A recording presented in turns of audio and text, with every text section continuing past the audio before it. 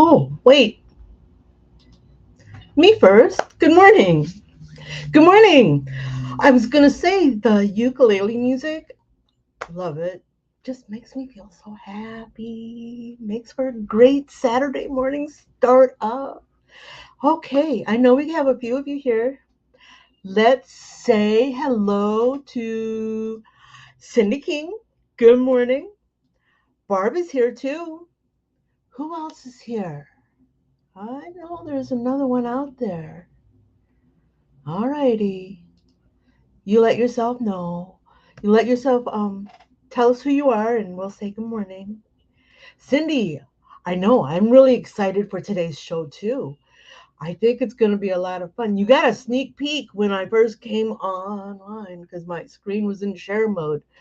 But I think you're going to like it. I did a little prep work, so we're not doing the whole thing, trying to get through the whole thing. Oh my God, I did it again. I'm really terrible about this, aren't I? First, it should say 14 weeks till Christmas. And second, it should be kind of a hint as to our subject. In fact, I should have put faceless because that's what we're going to do today. We are going to look at a portrait and we're going to figure out how to digitize it for the new trend. Well, I don't know if it's new, but it's really popular right now of faceless portraits. Now, I've seen them drawn, I've seen them in embroidery. I think it would make great holiday gifts. Can you imagine if you did one in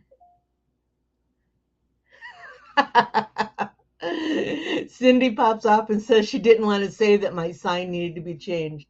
Yeah, my sign needed to be changed.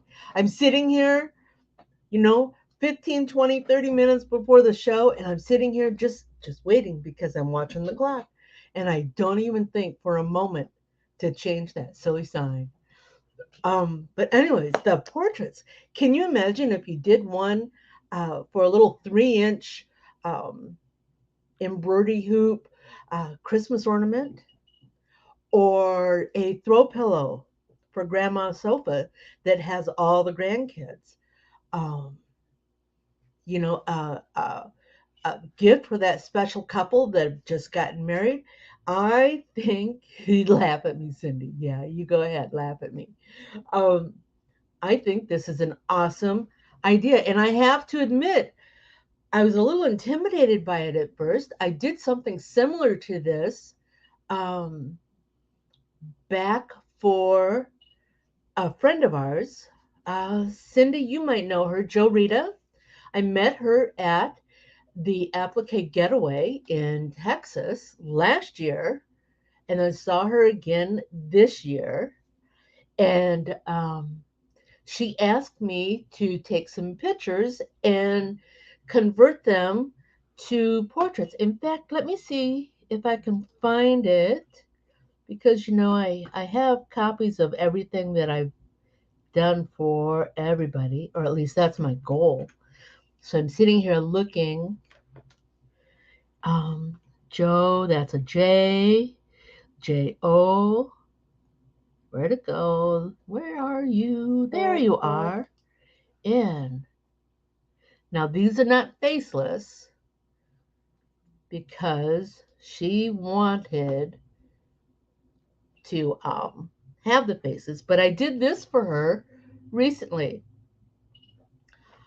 She said that her daughter did not have a family portrait, but we took 4 pictures and I put them together, and this is what we came up with.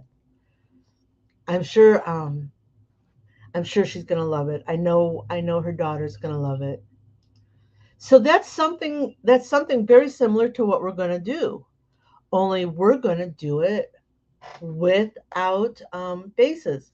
Cindy's right. Let's go back to Joe Rita for a moment. Joe Rita does these amazing scenic embroidery.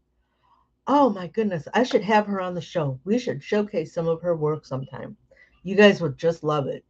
And she's only been doing digitizing and embroidery for 4 years. Cindy, do you recall how old she is? I know she's past retirement. She's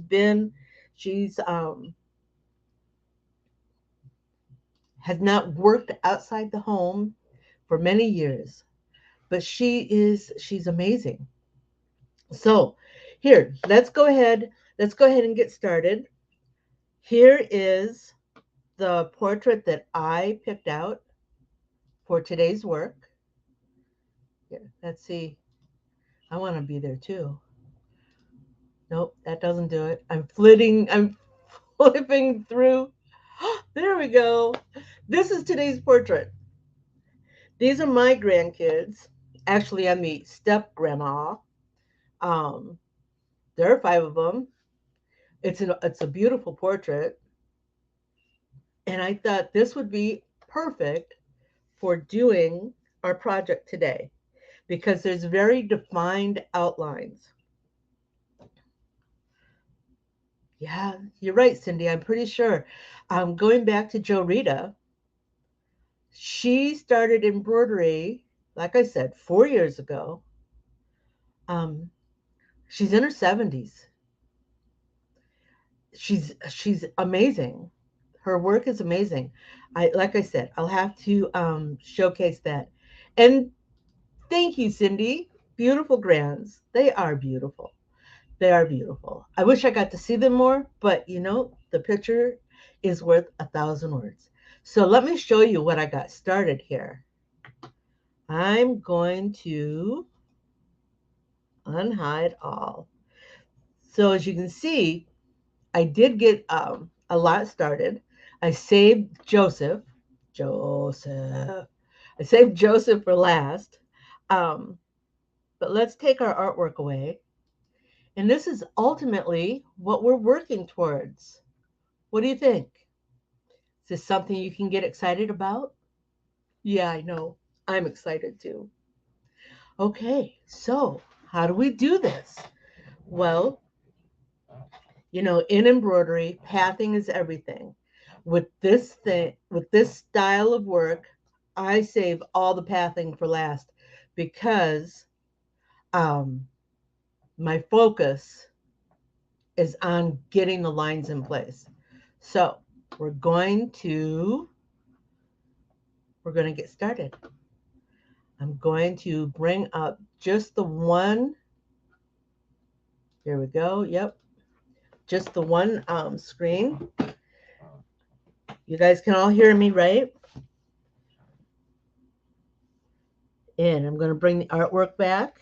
There's Joseph. Now, I don't know if you noticed, but what I did was I picked out very defined elements. So that's what we want to do here with Joseph. Okay. Julian's leg sits on top of Joseph's back. Joseph's back is behind Ruby's arm. So ultimately, what we want to do in our pathing is make sure that parts of Joseph get stitched before the other parts. But like I said, we're going to deal with pathing later. Right now, I just want to enlarge my space so I can see. And I want to pick up my line tool. Now, I'm doing these all in a 1 millimeter line. Okay? Because of the size I'm working at. Now, if I want to make it smaller, I need to keep that 1 millimeter line, but I'm going to have to look at how that works when we do smaller. Now, let's see. Like I said, I'm not going to worry about pathing here because I just want to get the lines in place. So I'm going to jump from one side to the other as needed and pick up the major elements For example, this is the collar on his shirt.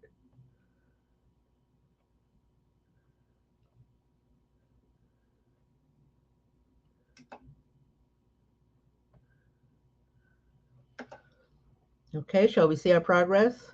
Let me go back to 100%. Take away the artwork. Can you see that that's a collar on a shirt? This is the arm. Though I might want to come back later and round that up just a bit. Pick up our tool again.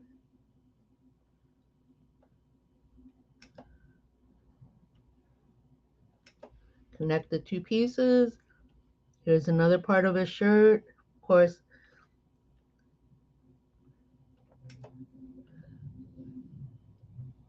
his hand is in there. Of course, we're not going to try to fabricate his hand.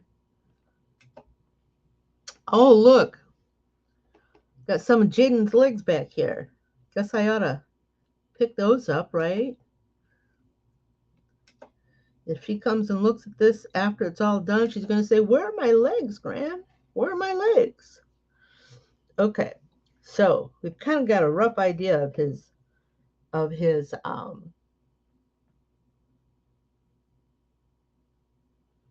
oh, sorry, I paused here because Cindy had a question. Would you use some of the lines from the arm and baby's foot for Joseph? Yes. In fact, here, let's go back to that for a moment. Remember I said Joseph was going to ultimately be passed behind the baby. Oh, where's my, there we are. Oh, that's not what I wanted. That's what I wanted. Joseph's ultimately going to be passed behind the baby. So, whoops, where am I going? What am I doing? This line, what color do we want to make it? Let's make it orange. We'll go back. This line is going to be back. Those two lines are going to be back behind the baby's foot and Ruby's sleeve right there. All right. Once we get up here, this is Rose. Rose is going to contribute a line here that's going to, what is that? Looks like it might be some sort of blanket or some sort of jacket. Definitely not Joseph's hair, is it? Okay, let's see what we can do with this. So this is going to get connected in with the baby. I think I'm going to change colors so you can see. How's that sound? That's going to eventually get in with the baby. And then we have this. And again, I'm not quite sure what this is, but you know, it's there. Now, so now that we've connected Joseph to just about everybody else in here, here's the fun part. We're going to get his hair in here.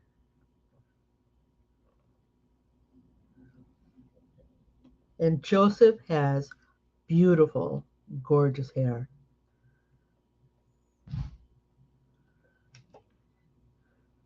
I know it's something in the family because his grandfather, my husband, Irvin, also has gorgeous, beautiful hair. Of course, he likes to keep it really short, so I don't get to see it that often. But when it's longer, you know, just before hair cutting season,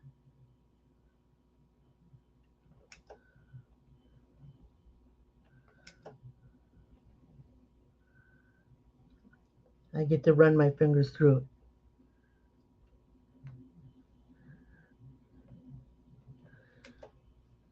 All right.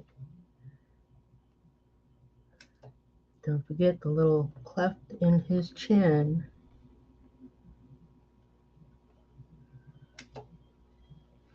Yeah, I think that cleft's too much. Let's go back up here and get rid of it a little bit. Where am I? You know, this digitizing live on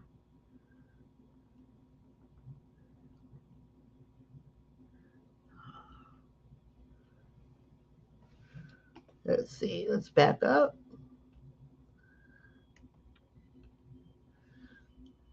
All right. Here we go. Gonna change the colors. Gonna go to full screen here. You ready? Oh, Cindy, you're right. Cindy's speculating that that space behind Joseph's hair might be a hood of a jacket. Of course, I wasn't there when the picture was taken, so I really don't know, but we could speculate. You ready? Here we go. Gonna take the artwork away. What do you think? It's really not that hard to create this faceless portrait. You just find the lines of the major elements and go with that.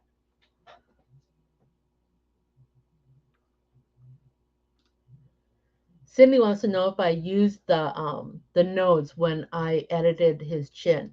Yes, let me just go back up there and I'll show you.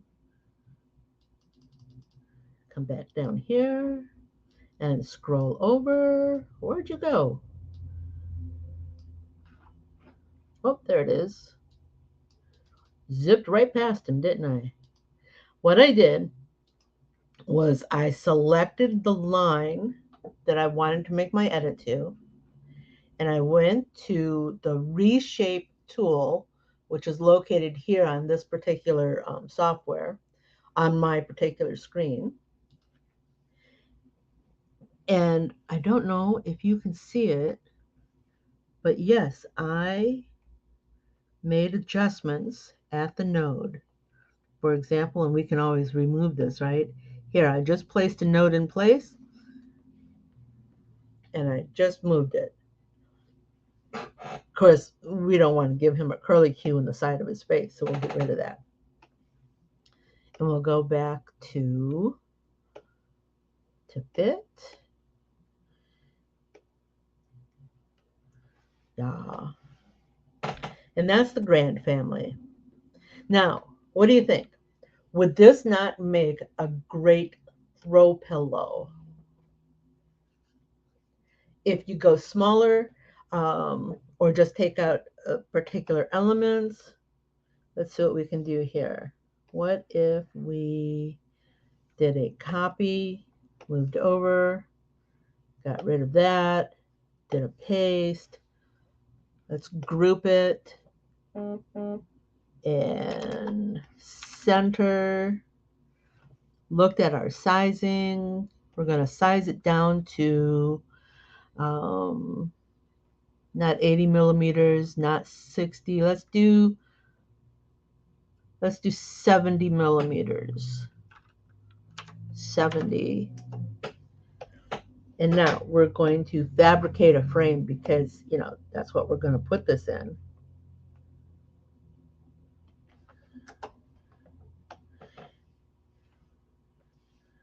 What do I want to do here? And move you up just a little bit. And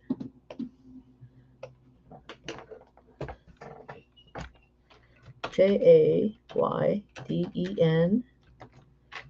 2022. Create text. And delete, update, enter. Sometimes it doesn't take. And of course, we're going to change this size. There you go. Merry Christmas. What do you think? Oh, Cindy's got a good idea. Let's go back over here. We could go, let's pick up Jaden's name, copy, go back to our design file, do a paste. Of course, we'll edit this. We'll take away the 2022.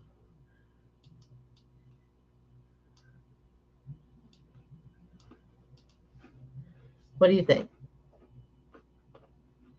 Do, do, do. I like it. The names would be nice. Yep, because 20 years down the line, people are going to say, "Wait, is that Jade? Oh my goodness, that looks so much like her."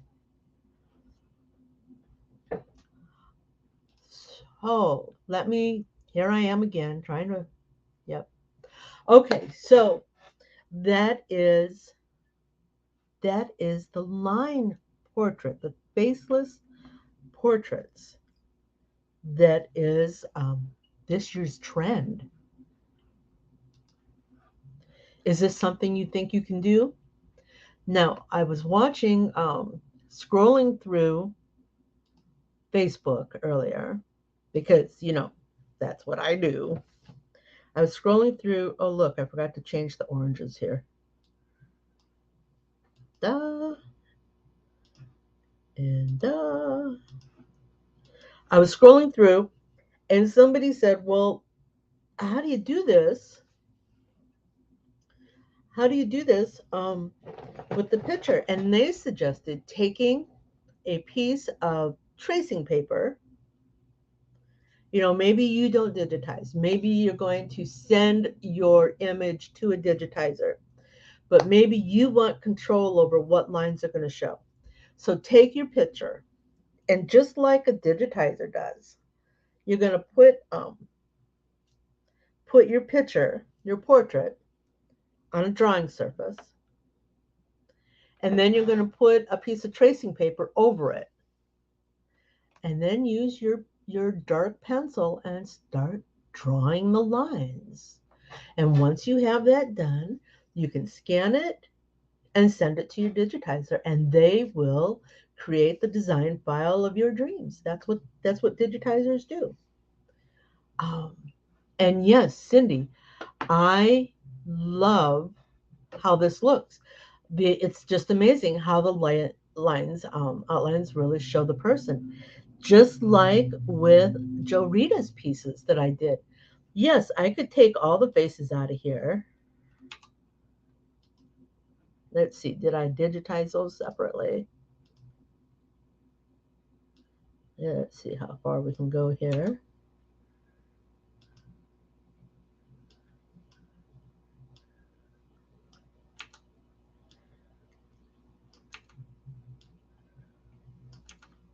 Oops, where'd you go?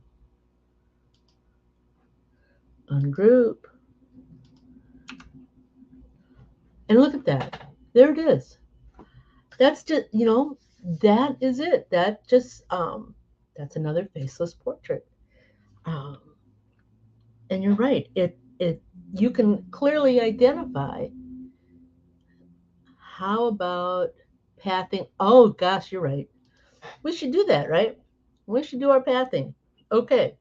So I'm going to go ahead and close Joe Rita's file because, I don't want to change anything. Don't want to miss anything. And we'll go back to ours.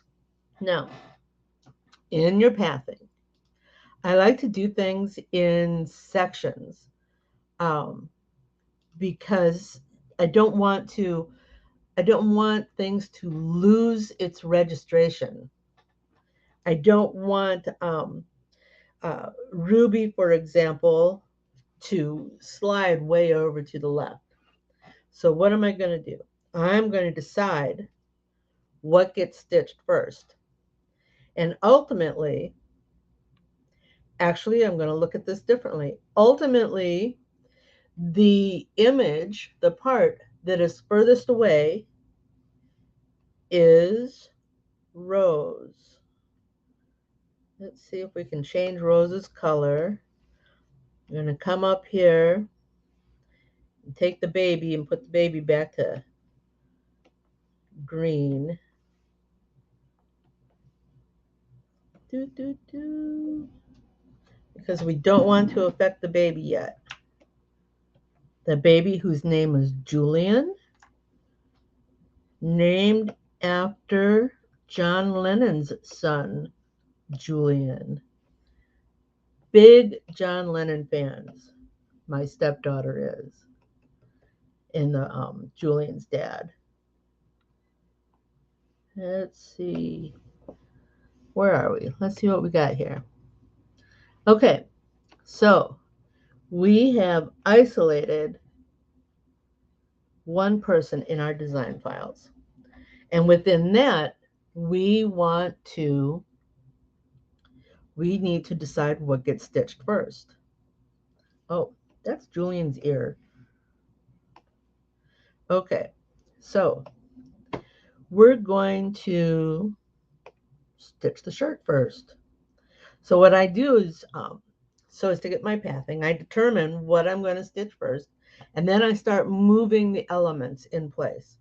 So I just moved this element to the bottom of my page because I want that to stitch first ultimately.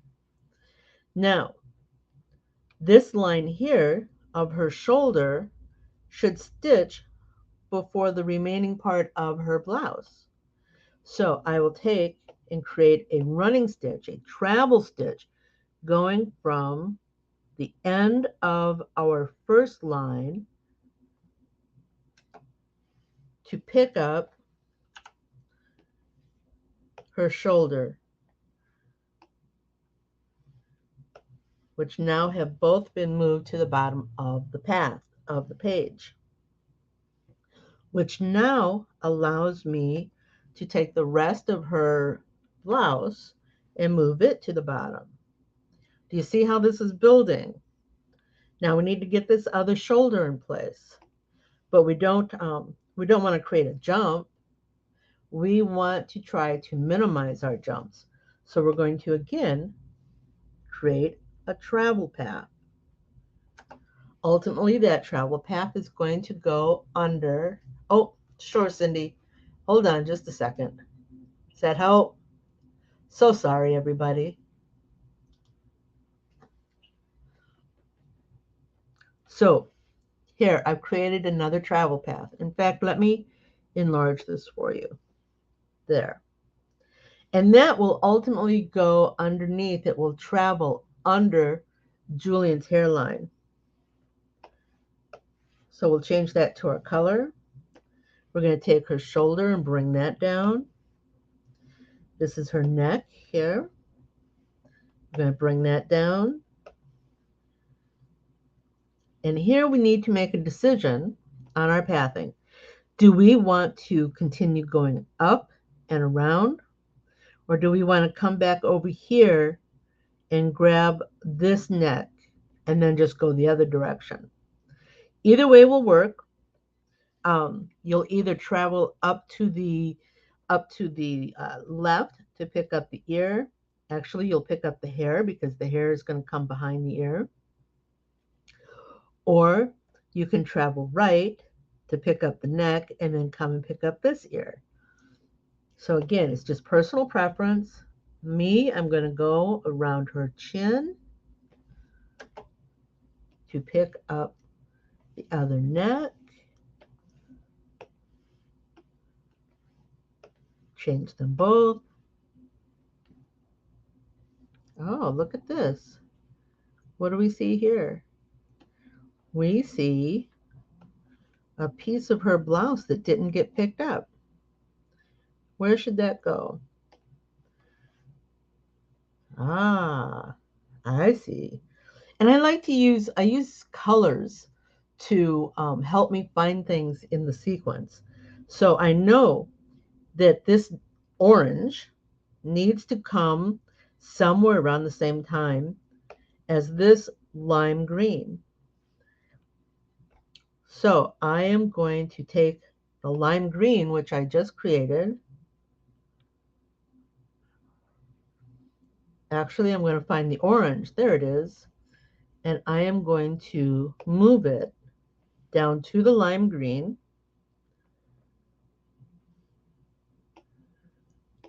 And I'm going to put it behind the lime green. So what happens is we will stitch the lime, then it will stitch the orange, and then it will continue Ultimately, it will, Cindy. Cindy wants to know if I could use that orange to connect to Jaden. Ultimately, it will. But this particular orange line belongs to Rose. So I want to make sure that it gets stitched with the rose elements. If if later it becomes more natural to include it with Jaden's elements, then I can move it again. But right now I'm doing each person individually so that they lay in place. Does that make sense? And of course, that is a digitizer's pathing discretion. You may approach the pathing totally different. I'm going to systematically go through each person. So now that we've done our lime green, we've re-added, we're going to change that back to our blue. Our orange is now in its correct location, so we're going to change that back. Our travel line, remember that? We had a travel that went from here to here. Well, it still works because this line also ends in the same place. So we can go back to where we were. Now, I'm going to pick up another travel and I'm going to connect here to her ear and bring that down. And then I want to put her wisp of hair underneath her face and hairline, just because I think it will look better with these ends covered. So at this point, I'm going to take another travel, go up to this first wisp, move it down, travel, second wisp. Did I get it? No, I did not. There we are. Move it down, travel, third wisp, move it down, change all of these to blue because they're where they need to be. I need to go pick up the ear. Nope, you're right. I need to go pick up the hairline in the back and then the ear. So we have another travel.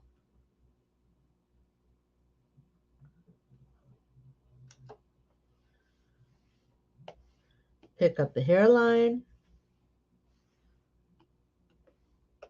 It's now in place. I don't need to travel to the ear because it's right there at the end of the hairline. So put it in place. Then we're going to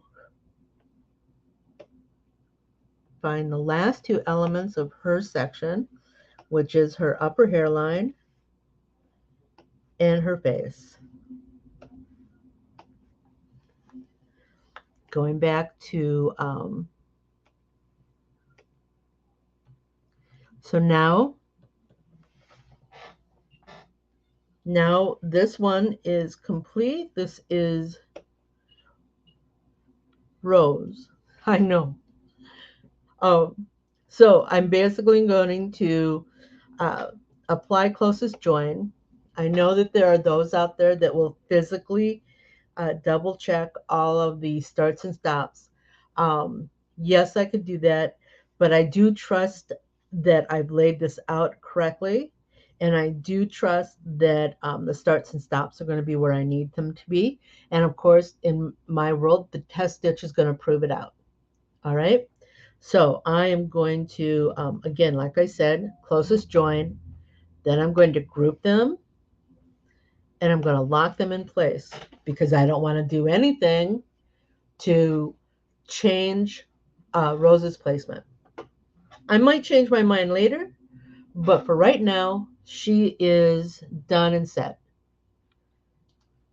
Cindy says I make it so easy. Well, I've been doing this for a little bit. Someday, if you decide to go all out digitize, you'll make it look easy too. Okay. So we're not going to path all of this. Just wanted to give you an idea to my pathing thoughts, and I want to tell you. Oh, look at this.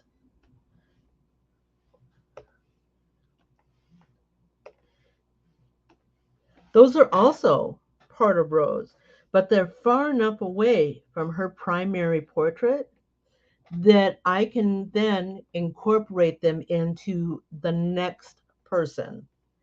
And that next person, actually, I'll incorporate them into Julian when I do Julian. But Julian is actually going to come after Joseph. So by looking at our layout here, Jaden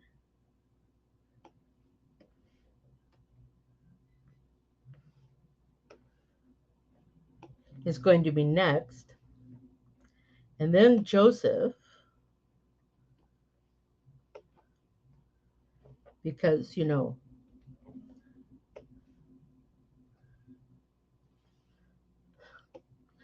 I am trying to just color code these guys. So we've got Rose. We're going to do Jaden next. Then we're going to pop over here to Joseph. Then we'll do Julian. And we'll finish with Ruby. Now, Joseph's feet are way up here behind Ruby. And this is part of his leg. But because they're far enough away from the primary Joseph elements, I'm going to incorporate his feet and his leg in with Ruby. So that is my thinking with regard to pathing. And Cindy's over here laughing at the comment I made about her being an easy digitizer and making it look so easy. She will. Joe Rita. Joe Rita. You were, everybody, this is Joe Rita. Oh, this is not Joe Rita. That's Big Kitty. But Joe Rita, we were talking about you earlier. We were talking about your work. In fact, I had in our conversation regarding Faceless Portraits, we were talking about the portrait set you had me do.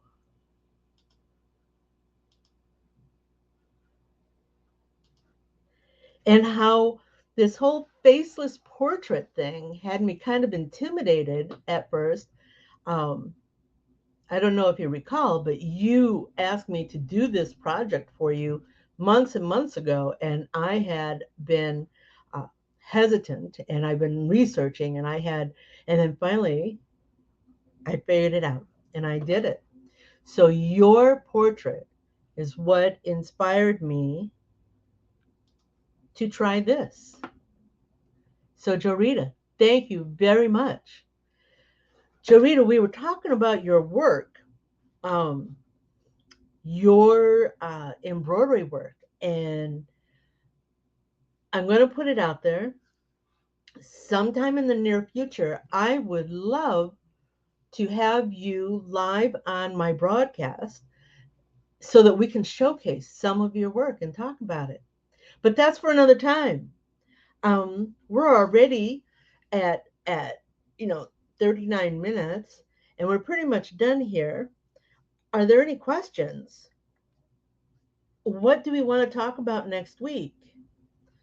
I'm going to put myself back up here. What do we want to talk about next week? Oh my goodness, look at my hair. It's getting longer. You know the thing about about keeping your hair short, is you have to get it cut more often because it definitely shows.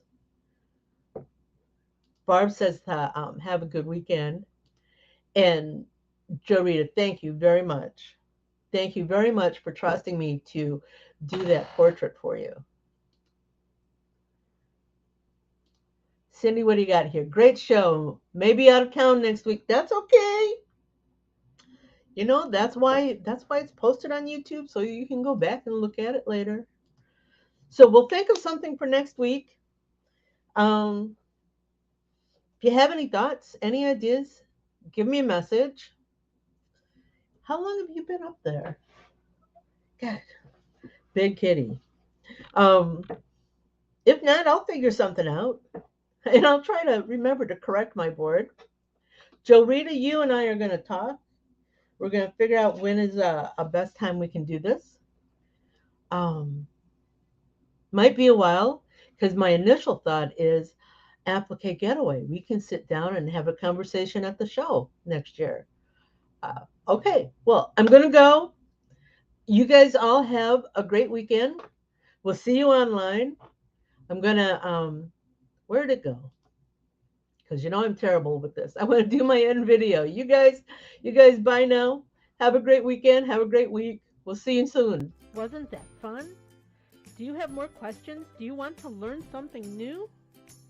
Join me at quicktostitch.com for coffee and conversation, and we'll talk about it. Embroidery machines, designs, and business. Hope to see you soon. Bye now.